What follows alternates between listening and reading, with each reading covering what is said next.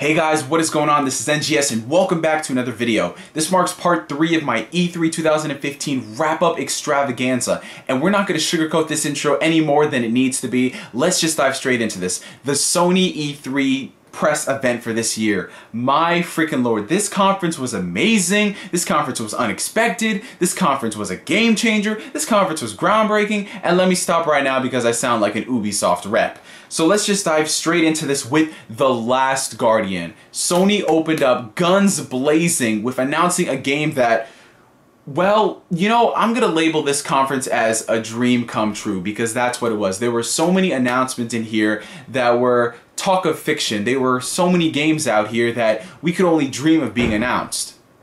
And they started with The Last Guardian, a game that we thought was dead for the longest time. When they announced The Last Guardian, like what, 5-6 E3s ago, that was basically the last time we really heard about it. There were a couple of developmental updates here and there, and Sony basically confirmed last year that it wasn't dead, but they didn't show it.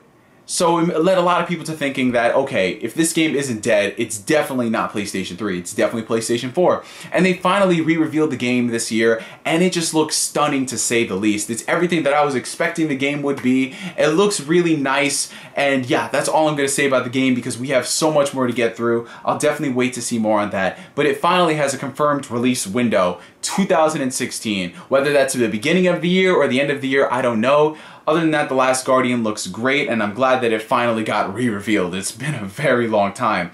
Then they move on to Guerrilla Games' new IP, something that's been teased for a while. We have Horizon Zero Dawn. And the thing with Guerrilla Games, a lot of people have associated them with nothing but Killzone as of late, because that's all they really have been doing. But this was their first new IP in a while, and it was something that a lot of people were thinking it was going to be just a Killzone dinosaur game. It's going to be where you're shooting dinosaurs in this like prehistoric futuristic setting, a bunch of weird things going on, but it's anything but that. It's a game that's definitely interesting. It's open world, third person. It's you as this chick going around and hunting these dinosaurs in really creative and neat ways. So it just looks awesome. It definitely looks like a breath of fresh air in the genre, something that I did not expect from Guerrilla Games. That game is also set for 2016, I believe. Then Sony moves on to talking about some third-party stuff. First and foremost, we got a brand new Hitman game, simply titled Hitman. I don't know if this is going to be a complete overhaul and reboot of the series, or they just haven't come up with the subtitle yet, or they just want to drop it and call it Hitman for the sake of, well, ease of access, I guess. Just call it Hitman. But they showed a nice trailer for it, and the game is coming out on PlayStation 4 in addition to other platforms as well. Then they move on to Street Fighter 4. We expected they were gonna... Wait, Street Fighter 4. I'm sorry. Street Fighter 5. So many of these damn games. We expected that they were going to talk about this, and they basically confirmed that on the PlayStation 4 you're going to be getting an exclusive beta in a couple weeks, actually, at the end of July 23rd, you're going to be able to try out Street Fighter 5 for yourself on PlayStation 4. So that's pretty cool. They go into another game, No Man's Sky, a game that really, to this day, I still know nothing about. I know that it involves exploring all these different planets, and it's endless, and the planets are destructible, and all this insane stuff. And obviously, I don't sound coherent whatsoever if I'm trying to sell somebody on this game. But No Man's Sky is still the thing. Development is still coming along really nicely. They didn't announce a release date yet because I expect that they're waiting till the game is like in the final stretch for them to confirm when it's coming out, because there makes no sense to announce a release date and then push it back because they feel it wasn't ready. You know, it's better to be 100% sure of yourself when you're closer to the end of the development than simply announce a release window and then realize, shit, we're not done yet. So moving away from that, the first new game from Media Molecule in a while. Yeah, we've been wondering what they've been doing for the longest time. They unveiled their new game titled Dreams. Now this is the stuff of nightmares. I'm just gonna get that on the table.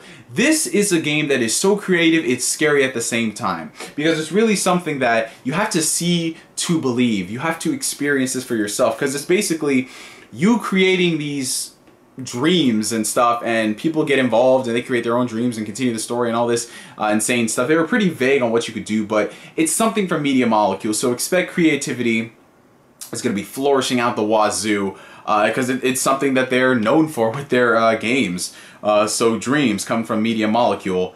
Then they move on to, I believe it's an indie game. I'm not sure if it was. It's called Firewatch. Really wasn't paying too much attention to that, so I apologize on it.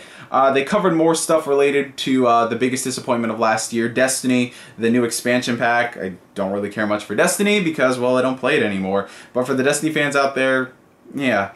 Then they move on to Assassin's Creed Syndicate. Again, a game I don't really care about, so I'm not really going to touch on in this. Then they move into some Japanese greatness with Square Enix announcing the World of Final Fantasy for PlayStation 4 and PlayStation Vita. Think of this like chibi Final Fantasy. That's essentially what it is. They really didn't show much about it outside gameplay, but it's coming to the PS4 and the Vita next year. So, whoopee! Now, the biggest bombshell of the show. One of many, actually. One of many. It was mainly 3 big bombshells. Final Fantasy VII. Final Fantasy VII. Full HD remake. Coming first to PlayStation 4. Just gonna leave it at that. Just gonna leave it at that. Moving on. Devolver Games came up and they were showing, I guess, their new game. I was kind of stunned from the previous announcement, so again, I'm sorry I didn't focus on it. Next on the agenda, oh boy.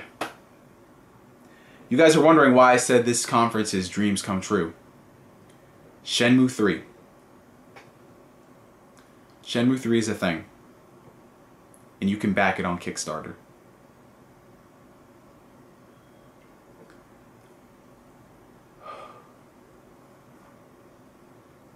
Dreams do come true.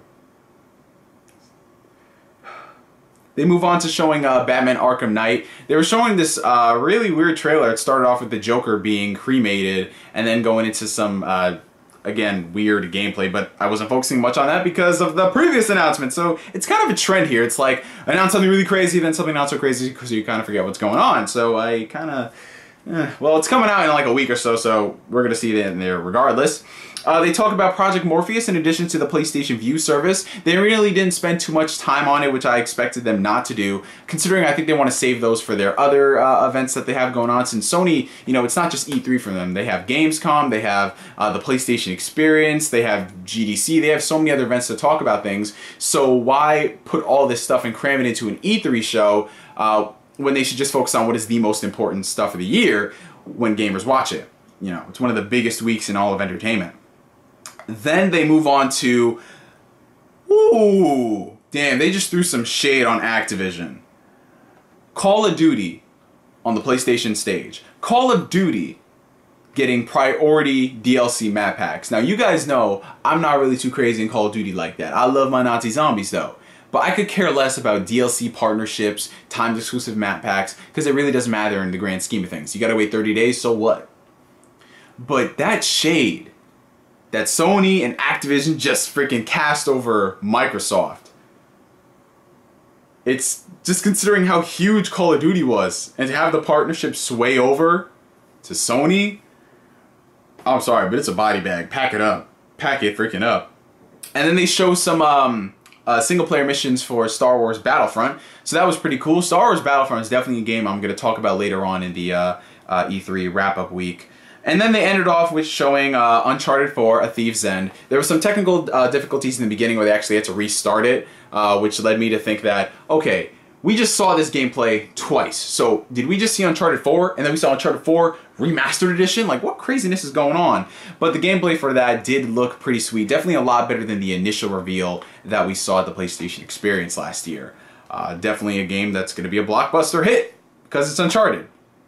But yeah, you guys, while this conference was amazing, and it is definitely a dream come true, with The Last Guardian being reconfirmed, Final Fantasy VII Remake, and Shenmue 3 coming out, on one hand, I'm really excited about the future of PlayStation going into 2016 and beyond. But at the same time, if I wasn't a multi-console owner, I'd be kind of disappointed with my PS4 for exclusives. Granted, I'm probably in the minority in this case, as most people, you know, are multi-platform gamers in the sense that they play multi-plats more than exclusives. But, I mean, I was expecting a big juggernaut title for the PS4 right now. I mean, we had Bloodborne earlier in the year, but really, what's left? Until Dawn? The Nathan Drake collection? We have smaller stuff here and there that's going to be released on PSN, but where's Sony's answer to Halo? Where's Sony's answer to the next Zelda game? It's not coming out this fall. That's what kind of sucks, you know? But hey, we still have a couple of months left. I mean, Sony has other events. They have Gamescom, TGS, and the likes, but I was expecting them to go a bit more hard for 2015 and not just focus on 2016 and beyond. That seems to be a common thing that Sony, Microsoft, and Nintendo do more than anything. But regardless of that, we still have some other E3 shows to get through. My name is NGS. Thank you so much for watching this video, and I will catch you guys on the next one. Peace.